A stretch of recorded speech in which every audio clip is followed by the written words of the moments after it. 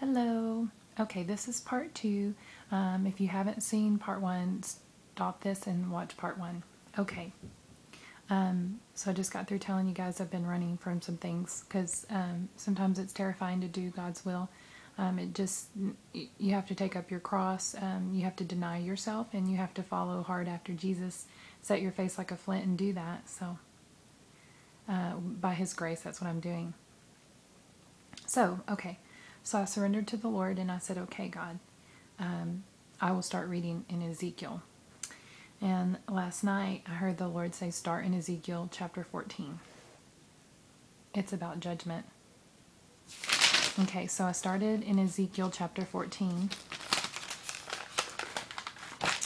Actually, before I started in Ezekiel chapter 14, I was looking through an old journal because I like to go back and look through my old journals in my next. I thought, well, you see, I was putting it off. I was like, okay, I'll get to Ezekiel 14, but I'm putting it off. I'm going to read through my old journals first. Well, you know what it said? This is what it said. Because, remember, I was putting off reading Ezekiel 14. So it said, and this journal was written on February 21st, 2006. It says, last night, Lord, I read my utmost for His highest, and the title was Arise and Go Forth. And the whole thing was about how dreaming of what we want to do for you is good.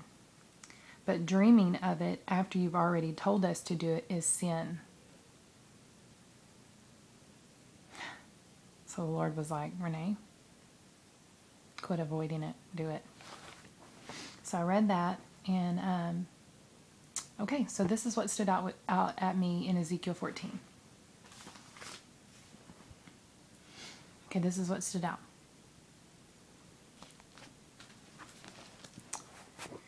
The title is Idolaters Condemned. It says, verse 1, some of the elders of Israel came to me and sat down in front of me. Then the word of the Lord came to me, Son of man, these men have set up idols in their hearts and put wicked stumbling blocks before their faces. Should I let them acquire of me at all? Okay, let me just say something real quick. Anytime I read something about a wicked thing being put before a face, or I personally think about the television, and I don't want to get on my soapbox about this, but let's just make sure that we're not watching sin as our entertainment. Leonard Ravenhill said that sometimes we use entertainment as a substitute for the joy of the Lord, and so we especially don't need to be watching sin that's causing us to stumble. And so let's just be careful about the TV, and that it's not a stumbling block that we put before our face. Verse 4, therefore speak to them and tell them, this is what the sovereign Lord says. When any Israelite sets up idols in his heart and puts a wicked stumbling block before his face, and then goes to a prophet, I, the Lord, will answer him myself in keeping with his great idolatry. I will do this to recapture the hearts of the people of Israel, who have all deserted me for their idols. Therefore say to the house of Israel, this is what the sovereign Lord says. Repent, turn from your idols, and renounce all your detestable practices. Okay, just a little bit of side note here. The word idols here is Gilumlim, which literally means pellets of dung. These people were putting in front of them the very thing that caused them to stumble instead of avoiding temptation. Then they were seeking guidance from false prophets. The Lord was wanting them to abandon their commitment to idols in their hearts and return to Him.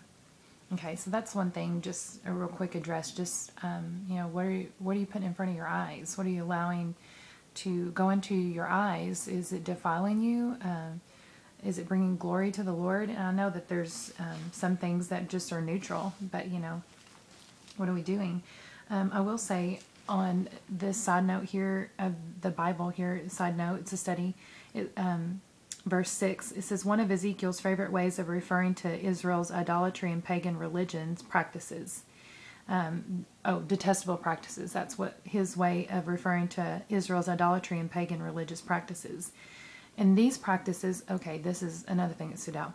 These practices included child sacrifice, as well as the worship of animal images, the Babylonian god Tammuz, and the sun. Okay, child sacrifices. When I think of that, I think of abortion, and I will address that issue a little bit later on, okay? So I just think of that. Okay, let's skip down to verse 12. The word of the Lord came to me, Son of man, if a country, this is meaning any country, if a country sins against me by being unfaithful, and I stretch out my hand against it to cut off its food supply and send famine upon it and kill its men and their animals, even if these three men, Noah, Daniel, and Job, were in it, they could save only themselves by their righteousness, declares the sovereign Lord. Wow.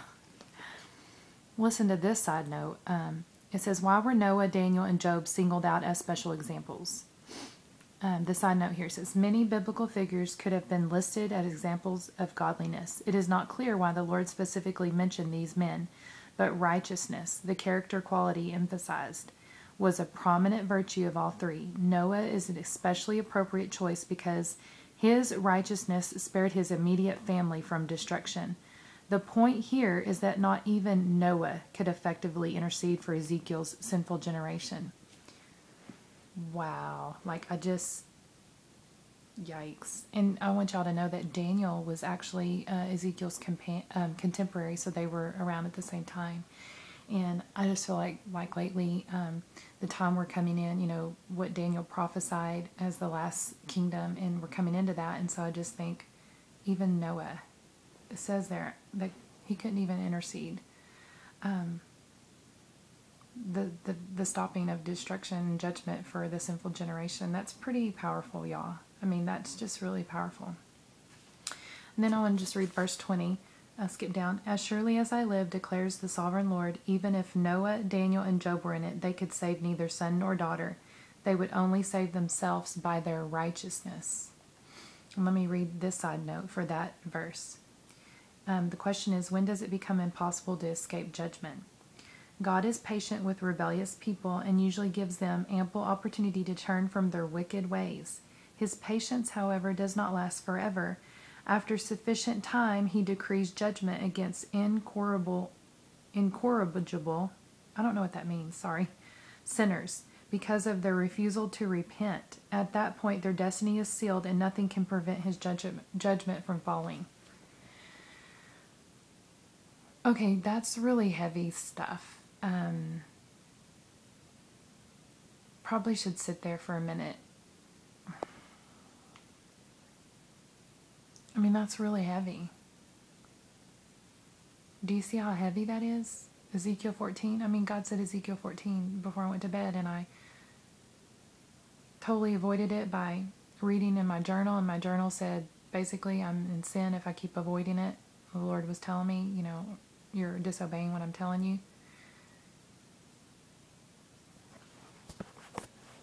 Okay. So that's just some things that stood out, and I do want to say the next thing that I looked at was my prophecy Bible. Sorry, gotta get it. I'm sorry, I'm just holding this because it's just easier. But I looked at the prophecy Bible too with Ezekiel 14, and at the very bottom, this is what it said as kind of like a little side note. Ezekiel described the wrath of God in terms of 4 severe judgments: sword, famine, and wild beast and plague. Compare these judgments with listed in 5:17 and the judgments of the tribulation, which is Revelation 6:1-8. That's what stuck out to me, because I'm thinking the tribulation, which hasn't even come yet, or it may be here, I don't know. But I'm just like, I know Jesus is coming soon. And so I just thought, wow, that's pretty crazy, because compare those judgments, and you can go back and look at those scriptures and compare what Ezekiel just said in Ezekiel 14 and then what John says in Revelation 6. And so that's some pretty heavy steps, maybe some stuff for you to do there. Okay, I'm going to have to stop it and do part 3. Okay, bye.